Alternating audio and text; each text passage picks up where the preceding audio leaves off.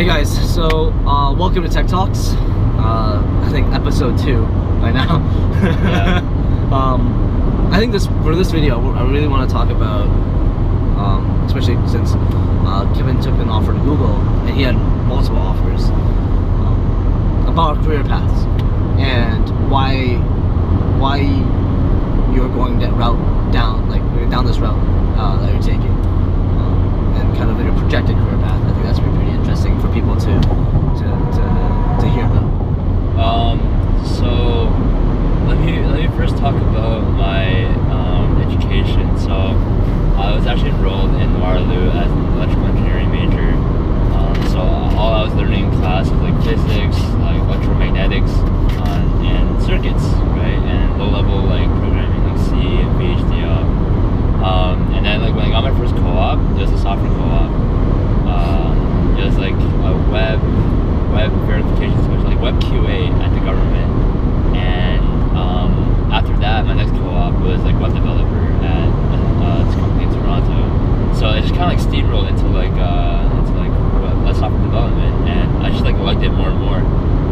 So I actually added on the computer engineering option onto my electrical engineering major, so I could take more computer science like related courses, like AI and compilers and databases and networks and stuff like that. And yeah, I just like dived deeper into the software, and like the more I dived, the better I got at it, of course. And then kind of like started liking it a lot. Like, I'm really passionate about it, so I started applying to California jobs, and then I actually didn't expect it at first, but I got a California job on my third co-op in second year in 2A, and I was like really happy and really surprised. And then when I got there, like I was like, holy shit, I'm way over my head, like I'm drowning in work, I don't know what any of this means. But luckily I had like a really good mentor. His name was Junaid, and Shout out Junaid. Yeah. And he was like really chill and really supportive and helpful, and he's like, oh, you should read this, and like don't worry if you don't get this, I'll explain it to you later, just grab a meeting with me, and like let's have a one-on-one like pretty often to like see your project student. He really helped me out a lot. And yeah, I kind of just like forced myself to not, I didn't want to be sent back home to like Canada, to Waterloo with a bad co-op. So I just like forced myself to learn it all, and then I really pushed myself really hard to get the concepts in, and it kind of just from there it just like exploded my passion for software.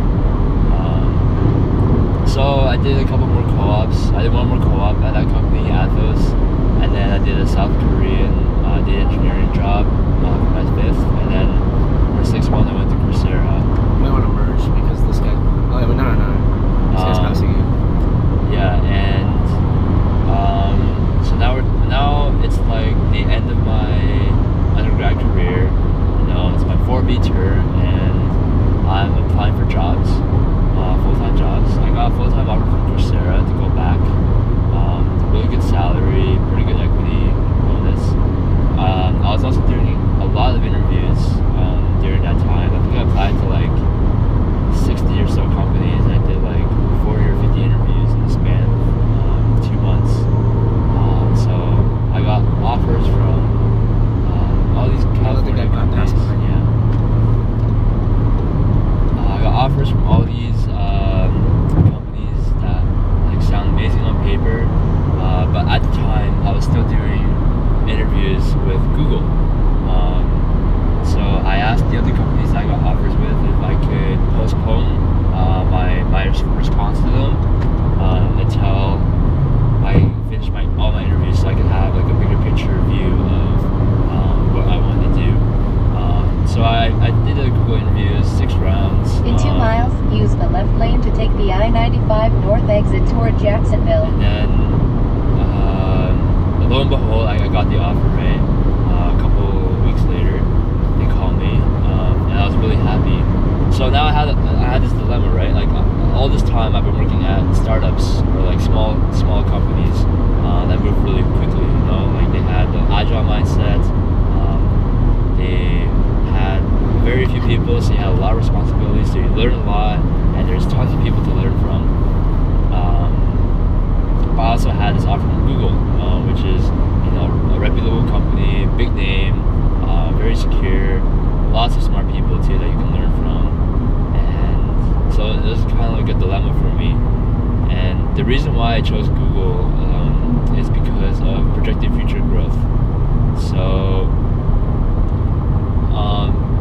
this has to do with like your risk tolerance too. For me, I felt that going for one of those startups is a great learning opportunity, and they also paid more. But let's say like In a half a lot mile, more. use the A lot left more, lane yeah. to take the A I-95 decent chunk north exit more. toward Jacksonville. But let's say you go to one of those startups and it tanks in a year or two. Then you have a startup name on your resume, as opposed to if you worked at Google for, let's say, 3 years, 4 years. Now you have Google on your Use the resume. left lane to take the And I-95 north after that, exit. every company will want you. And then you basically have what I like to call like the Continue on self-actualization. I-95 north for 92 miles. Like the pinnacle of career freedom, right? Like if you think about like Maslow's hierarchy of needs, you've reached the top of like the career freedom. You can work pretty much everywhere. Like as soon as you have Google on your resume, almost every company will Take a look. At hire least take a you look. or take a look. Yeah, at least take a look at your resume. Yeah. As opposed to if you work for a startup that after a year or two it fails and nobody knows about it, it'll be a lot harder to start back up again. So it had to do with my risk tolerance and my future planning thinking. But that's not to say that working at startups is bad. A lot of my friends took startup offers that I did not take.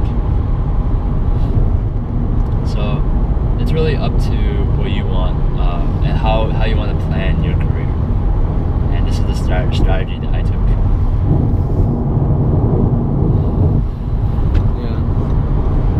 So you would say one of the biggest reasons why you took Google is because you think it's less risky. Because you said like because your risk tolerance. So like because we talked about this before, it's like if a startup, even regardless if it fails or it doesn't, that you work for, Google would always remain probably Google. So at that level, it's like you might make less, but you have that guarantee. It's more about having the name on the resume. Just the reputation of having Google on your resume makes it a lot easier for your future jobs. So like, let's say I worked at Google for a few years and I wanted to switch jobs. You can. You can, right? And finding a startup job after that is going to be much easier. But it's true, it is a lot harder to like make it at Google, like maybe to the top because the amount of people. It's the amount of smart people. Yeah, a lot more people.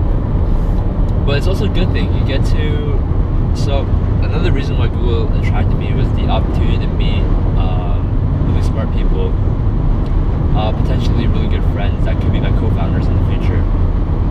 So just the networking opportunity that Google brings was also another attractive feature that brought me in there. What would you say? Because have you worked in a corporate setting before? Like a very corporate. Yeah. In the government and in Toronto, I worked for a hedge fund.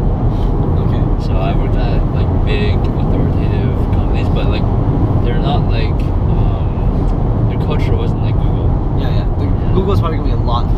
Like it's gonna be corporate, but not like it'll be like it won't be so visible like the government or like the hedge fund. Yeah, like there's processes in place, but they follow like a very open culture. Yeah. Because like, I view it like bigger companies, no matter how flat they want the hierarchies to be and or like the structure to be, it's gonna be a lot less control. And as a PM, like I like having control over your decision and strategic thinking, like mindset is pretty important. So I'm not sure. Also, what influenced my decision was that I did 4 co-ops at startups, so I kind of wanted to stop the grind a little bit, take some time to recuperate. Yeah, you do. It's draining, right? Plus plus 5 years of Waterloo nonstop, always trying hard in school and going to hackathons. It's very draining. And then at Google, another thing that they offer you is their best practices, right? So I really wanted to go to Google and learn everything that they do right and everything they do wrong, and then embody that information with me, so that in the future, if I go to another company or if I start my own company, I have those foundations and fundamentals and principles built into me, so that I don't fall into the same pitfalls as other startup companies do. Yeah. Like, Google is going to give you a good foundation. And it's going to give you a work-life balance for sure. Well, balance. I don't know work-life balance. It's going to give you balance. You don't have to worry about literally nothing. Right? And like, having all that kind of taken care of is pretty valuable. Is there anything like you're worried about jumping into it full time? Because we've been doing internships 4 months. Go in and dip, meet people. Go in and dip, meet people. Like, are you like kind of worried about anything going into full time? Yeah, I'm worried I'll get bored or complacent. Like, sometimes at the end of my internships, especially like in the 4th month, I feel like I've finished like the ramp up, and like my responsibilities are like pretty much constant, and I know how to like handle all the tickets and all the requests and all the features and stuff and all the development work. So after that, it kind of becomes like just carrying it on. But like the saving grace about that is that I know there's an end date, right? My end date is at the end of the 4 months. But with Google, like there's no end date. Like, it's like for as far as you can see it for like the rest of your life, maybe at least a year, 2 years, 3 years, right? So it's just the frequency of change, the dynamicity of your job drastically decreases. So I'm scared of that making me complacent or bored. But I hope Google is a place where there's always opportunities to work on new things, so I don't get bored. I'm sure the company would like I guess you as an individual, it's good to have a plan so you don't fall into that trap of being complacent. So you do kind of see what you're working towards. Yeah. Because you could very well just be like walking blind, and there's only so far you can walk, because every step you take you can't see. You won't be able to see what you're walking towards. And I think that's that's draining. Yeah. It's interesting. Career paths are very interesting. So in many ways, you're starting September. Yeah. So in many ways, like, you're getting ready to take a big step forward. Yeah. Also, it's not about the money too. Like, if it's about the money, I would take in the cruise offer. They pay like 132 plus reload and equity. Google pays slightly less than that, but it's just having the reputation and the name on the resume. That's invaluable, right? That you can't really like buy with money. You have to be able to work your way into there.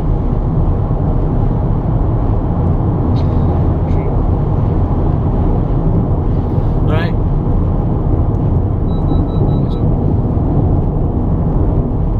I was telling you to. Yeah, I saw it. That's cool. Because you know why? Because the guy two cars down was braking. No way. Yeah. Shut up. Dude. Fucking. Shut up. Excuse my language. Brake technology. Honda's brake technology. It's crazy. 2 cars ahead. Yeah. Because he broke. You saw him brake, right? The guy in the truck. No, I saw the red car cut into my lane. Like really closely too. The guy right there, like, he's gonna come in, he's gonna brake again. No, but like he's too far away. Like what happened was the red car cut into my lane really close to my front bumper, and I was accelerating. Hi, Honda brake technology sponsored by Honda brake technology. Alright.